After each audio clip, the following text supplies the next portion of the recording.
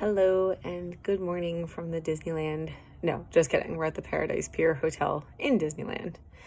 And I wanted to just let you guys in on my anxious mom mode vacation edition.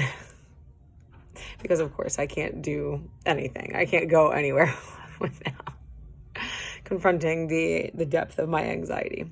So we got in yesterday afternoon. It was a really long day, and we went to bed early. We went to bed around 8. I was just exhausted. My head was starting to hurt, but I figured, okay, well, I'll sleep it off. We'll probably get up at 5 and do our typical Disney routine, where we get up in the morning, go to the parks.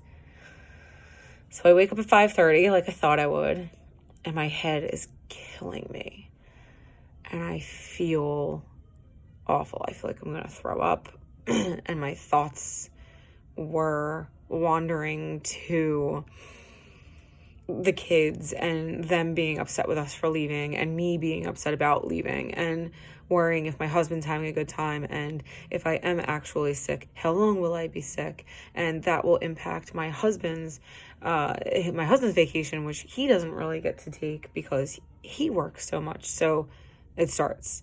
I feel it.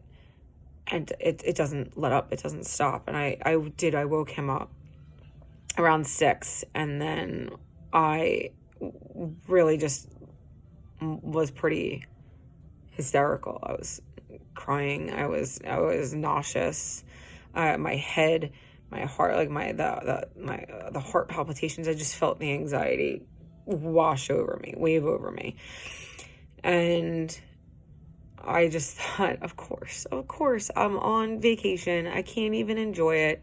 Here I am at the heart of my own anxiety, and it's just another thing. It's just another thing it's going to keep me from. And I can feel myself getting upset again. But so I was like, I take my migraine medicine because I thought, okay, at least if I could dim down the head pain, I can start coming down. I can start walking myself through. I tried a little bit of my version of meditation, which is really, checking in with my feet and checking in, moving up through my leg, visualizing just a comforting sensation, a healing and comforting and safe sensation, because really that was at the core of it. It was a safety thing. And as much as we enjoy traveling, it just exposes me to a lot of people and a lot of different people. And I identify with being an empath. And when you are an empath, when you believe that you're an empath, you absorb, you take on the energy, the thoughts, the feelings, the emotions, the vibrations, for lack of a better word, of others. And the park is full of others. Disneyland is full of others. And it was really hard. It was really hard in combination with the amount of traveling and the amount we did yesterday, waking up at 4 a.m. and getting as long as possible. We stayed up till 8. We went to dinner at 6:30. But you figure that's East Coast time, that's 12. I'm usually in bed by 8. East Coast time. Sleeping by 9. This works for me. This works for my body. So I was way out of my own alignment, so to speak. I was just really, really downtrodden. I was really not okay.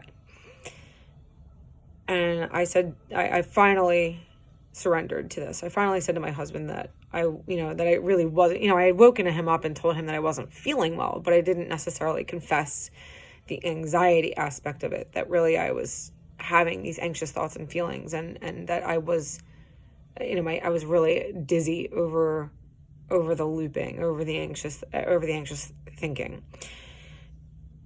And I think I was making myself more upset because in my mind, I had it that we had to get to Disneyland, that we had to go to Rope Drop, that we had to go see the new Star Wars Galaxy's Edge, and that, this is a local park, so it fills up later in the afternoon, so we have to go. And the more I kept trying to force myself to go, the worse my symptoms got. And finally, my husband just, he went downstairs. He got me coffee. He got us, muffins, and he got me a banana. And he's like, just eat, and then we'll worry about just try and eat something. So eating did help enough. And instead of running off to the parks, he and I just laid back down and did nothing. And you know what? That was the right decision. It was the right decision, because now I feel like $1,000,000. And instead of going to the parks, which is what we thought we should be doing, we're actually going to take a walk to one of the local hotels and get massages instead, because that felt better. That felt more like something that we wanted to do. And, I sit here now telling all of this to you. It's 9:30. So that anxious episode lasted. I woke up at 5:30 in the morning. I mean, really, it started last night, but, to move myself through that and be able to talk to you about it now,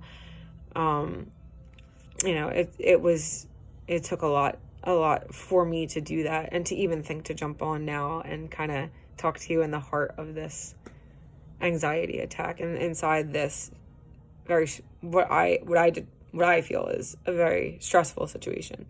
My point is, even when you think you know your limits, even when you think you have it all mapped out, sometimes the best way through is to surrender and just throw away your plans and do what's best for your body. Forget what you think you should be doing and do the thing that your body needs. For me, it was rest. For me, it was to lay back down. For me, it was to confess my anxious feelings to my husband and not worry if he would be upset. And of course, if he really wanted to, I would have been completely fine with him going to the parks. But I knew that wasn't the case, that it was, that he wanted to support me in this. And, that was a big part of this. So that's it for now. Confessions of an anxious mom. I seem to be anxious over everything lately. So if you struggle with anxiety, if you are suffering with anxious thoughts or severe stress or even depression, please know that you're not alone, and feel free. I know it's a touchy and scary subject, but feel free to share. When does your anxiety come out of nowhere and attack you? And when are those moments that you're like, come on, not here, not now, like really right now? Because that's what I felt this morning. I was like, right now, or do we have to do this right now? On my vacation, we have to be anxious. So I can laugh about it now. I did not feel like I could laugh about it this morning. But please feel free to share. And please know that you're not alone, that you can work with your anxiety. And, once you surrender to the sensation, once I confessed the truth of where I was, the whole world seemed to melt away. And I hope that you can get the support that you need through your anxiety. And I'm here to tell you that I support you, and that your anxiety is important. And I know that might sound weird, but it is. It's important for you to acknowledge and address it. And that way you can get to the heart of it faster, instead of trying to pretend like you're okay. Because sometimes we're just not, even at the worst times, usually at the worst times. So thank you so much for tuning in. Like, subscribe, and share Robin Lynn, the Mommy Healer, at YouTube, Patreon, Facebook, and Instagram. Bye.